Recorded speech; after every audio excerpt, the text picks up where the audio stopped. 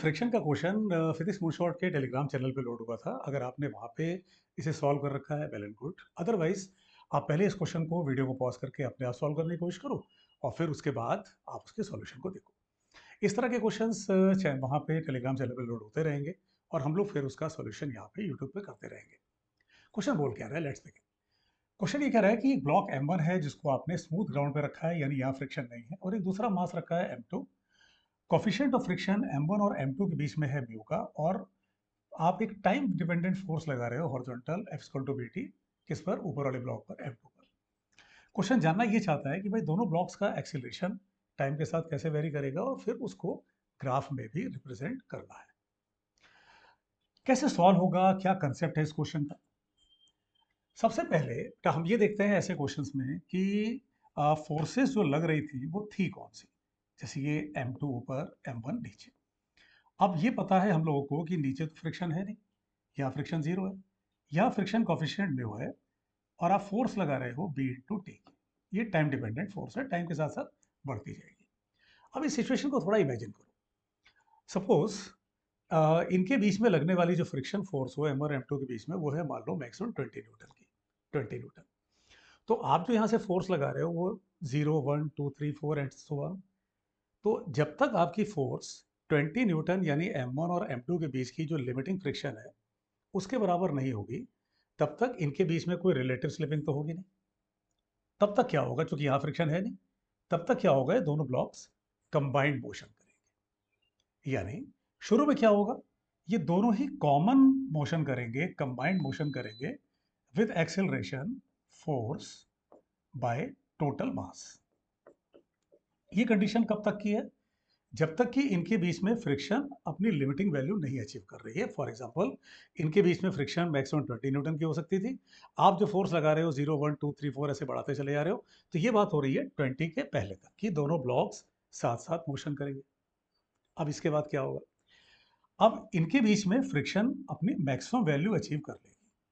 तो जब वो मैक्सिमम वैल्यू अचीव करेगी, तो ये जो नीचे वाला जो ब्लॉक है, इसका एक्सेलरेशन जाकर के कांस्टेंट हो जाएगा। वो कैसे आएगा?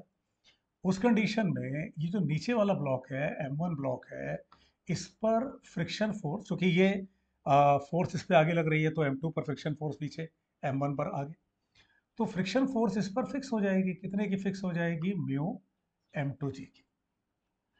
अब ये इस फोर्स के कारण, इस फोर्स के कारण ये कितना एक्सेलरेशन ले पाएगा, और वो कितने टाइम तक, यानी हम ये निकाल लें कि कितने टाइम तक ये दोनों कंबाइंड मोशन करेंगे। तो ये हो गई फोर्स M1 वाले ब्लॉक पर, और उस कंडीशन में उसका जो एक्सेलरेशन होगा ये है, टाइम को हम रख दें टी डैश। टी डैश से अपना मतलब है वो टाइम जिसमें कि ये दोनों साथ कंबाइंड मोशन कर रहे थे।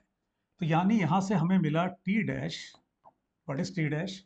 वो टाइम जबकि दोनों ब्लॉक साथ साथ मोशन कर रहे थे। फॉर एग्जाम्पल, आप ये कह सकते हैं 10 सेकंड तक दोनों ब्लॉक साथ साथ मोशन कर रहे थे। So this T dash is that 10। तो यहां से अपने को टी डैश मिल गया। वो कितना मिल गया? Mu M2G M1 plus M2 by M1 into B. ये वो टाइम आ गया जबकि दोनों ब्लॉक साथ साथ में मोशन कर रहे थे। ठीक है। अब इसके बाद क्या होगा? अब इसका तो एक्सेलरेशन फिक्स हो जाएगा, यानी जो नीचे वाला ब्लॉक है, M1 ब्लॉक है, उसका तो एक्सेलरेशन फिक्स हो जाएगा, कांस्टेंट हो जाएगा। आप उसको बल्कि ऐसे भी कह सकते हो, वो कितना हो जाएगा? Mu M2G by M1। इतने पर वो फिक्स हो गया, कांस्टेंट हो गया, क्योंकि फोर्स कांस्टेंट हो गई, दोनों के बीच में लगने वाली फ्रिक्शन फोर्स। जो ब्लॉक ऊपर है उसका एक्सेलरेशन अब क्या होगा? फोर्स लग रही है B/T की, और जो फ्रिक्शन फोर्स है दैट इज म्यू M2G, और उसके मास से आप डिवाइड कर दोगे, तो ये मिल गया आपको जो ब्लॉक टू है, सॉरी यह टू M2, जो नीचे वाला ब्लॉक है उसका आपको एक्सेलरेशन मिल गया, ऊपर वाले ब्लॉक का M2 का और नीचे वाले ब्लॉक का A1, यानी ये दोनों एक्सेलरेशन आपको मिल गए। यानी मतलब ये निकला इस पूरी बात का कि दोनों इस टाइम तक साथ साथ चले, उसके बाद इनके जो एक्सेलरेशन हैं वो डिफर कर गए। इसका एक्सेलरेशन यानी नीचे वाले ब्लॉक का एक्सेलरेशन कांस्टेंट हो गया, फिक्स हो गया, और जो ऊपर वाले ब्लॉक का एक्सेलरेशन है वो वेरी कर रहा है अभी भी। अब क्वेश्चन ने ये भी कह रखा है कि आप इन दोनों का जो ग्राफ है वो आप शो करो। तो ये ग्राफ कैसा होगा?